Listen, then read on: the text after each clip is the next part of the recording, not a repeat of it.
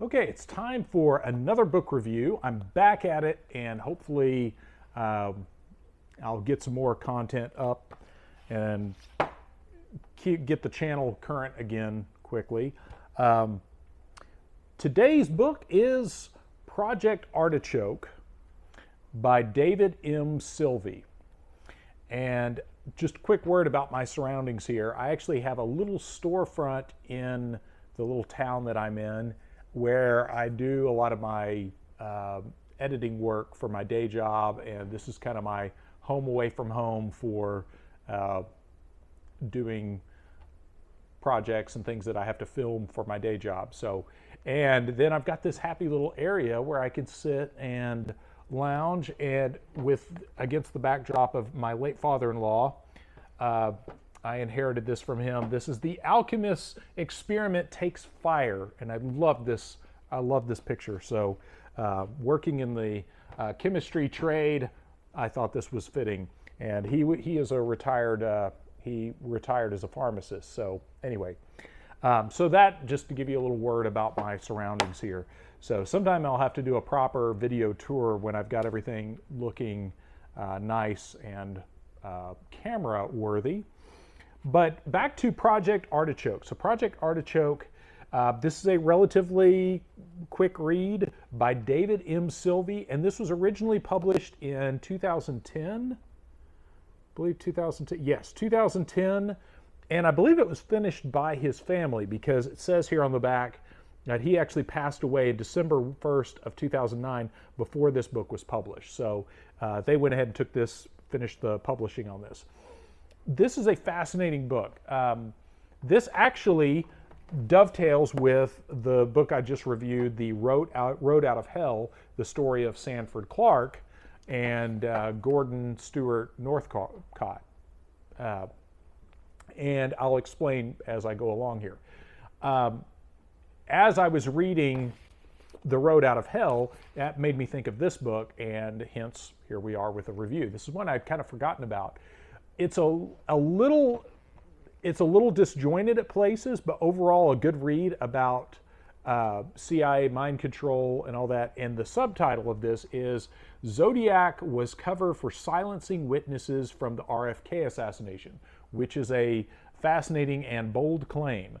What the author says here is that he had firsthand knowledge of a mind control / assassination program sort of thing being run out of the California desert. And from his description of his mother, it sounds like there are some occult trappings and all, and claims that his mom, and I say claims, I believe him, I'm not, but his mom sold him into this program, and actually later in life actually broke down in tears and admitted that she had done exactly that.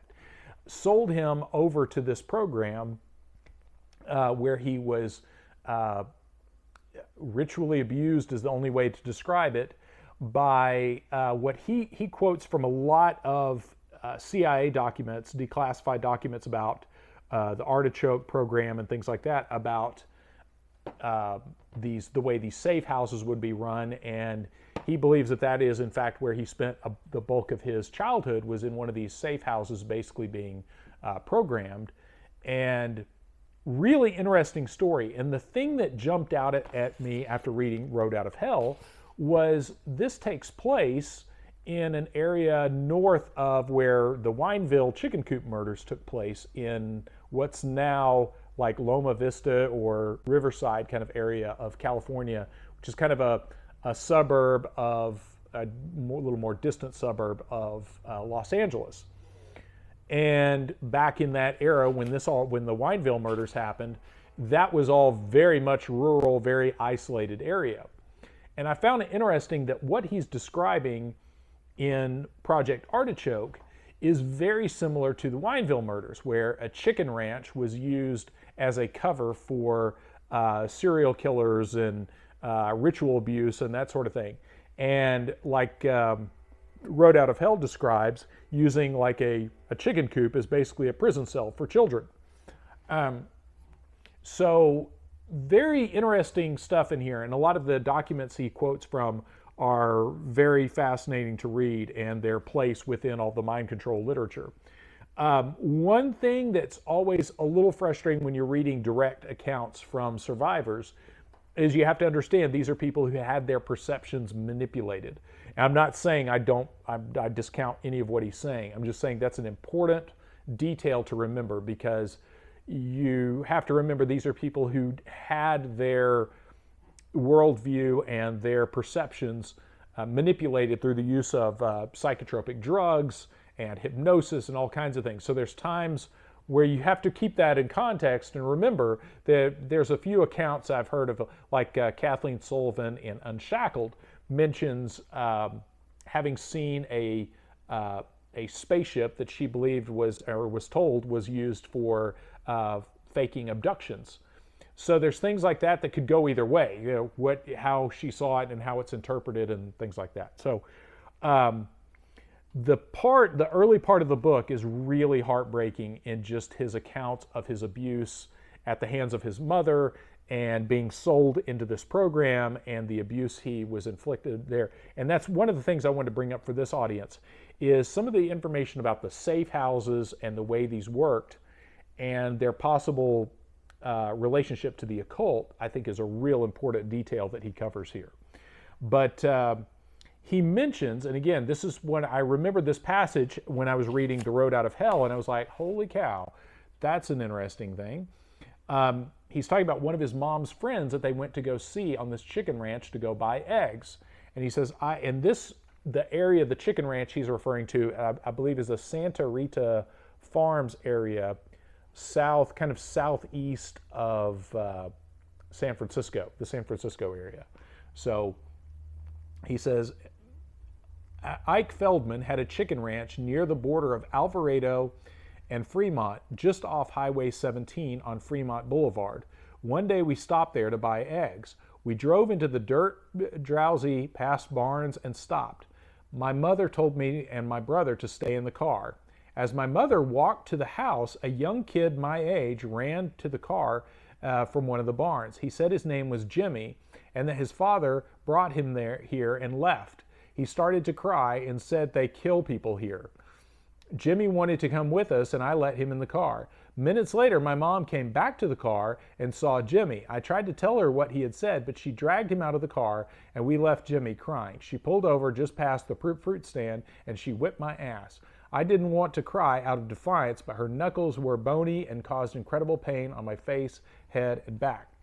Now, this is before he's officially sold into this program, but I found that very interesting that what he's describing in this chicken ranch is almost exactly what Sanford Clark described happening with his uncle in the Wineville chicken coop murders.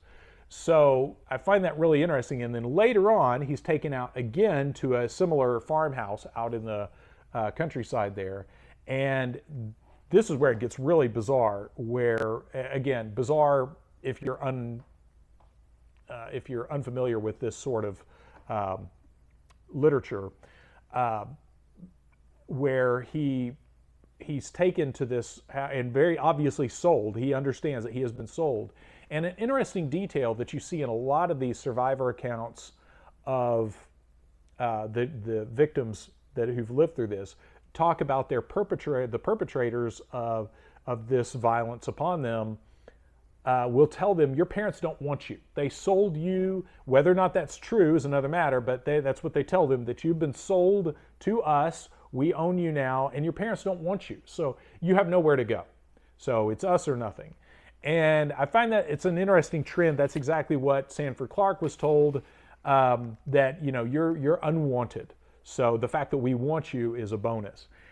When he gets to this farm, after he sees all that take place, he's promptly raped, and he's also one of those rituals where they put them in a box, kind of a death and burial and resurrection sort of ritual, where they lock him up, and usually with a corpse. And in this case, he mentions being locked in a box with the torso of a dead child. And he doesn't really describe it much more than that, but you get the idea. And that's typically one of those tactics used to break someone's mind under those circumstances. And again, that's what made me think of Road Out of Hell about this, because Sanford Clark in Road Out of Hell talks about the similar things a couple of times where he was put on in basically this kind of buried alive kind of ritual. He doesn't call it a ritual, but buried alive, and then of course the uncle comes and rescues him from that situation. And he also mentions in this section seeing a little girl with shaved head and wires coming out of her head. At one point, the little girl's acting like a wild animal, and another point, she's acting very friendly towards him. But there's a lot of very interesting information about, again, you have to look at this as from his victim's perspective is obviously very limited. He's not seeing things from, a boardroom, understanding the whole plan. But just his understanding of how this may have, his speculation about how what he saw was probably related to probably the Zodiac murders and the kind of a Son of Sam style situation where multiple shooters, multiple killers were used to kind of clean up after an operation. How much of that is accurate? It's really hard to tell because, the whole RFK assassination is still wide open.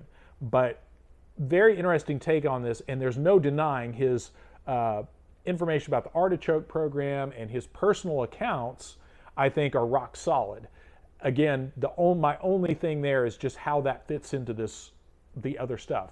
And that's the one thing with this book that I think is a real important thing to remember is this is not necessarily an expose on the Zodiac killer that's going to connect all the dots and you're going to feel satisfied with that. It's one guy with his piece of the puzzle saying, here's what I saw and here's where I think it kind of fits into this big picture.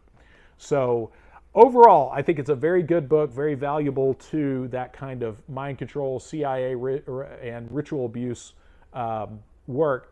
I'm always fascinated by any of the books and any of the survivor accounts that really help clear up that area where you have that interaction between multi-generational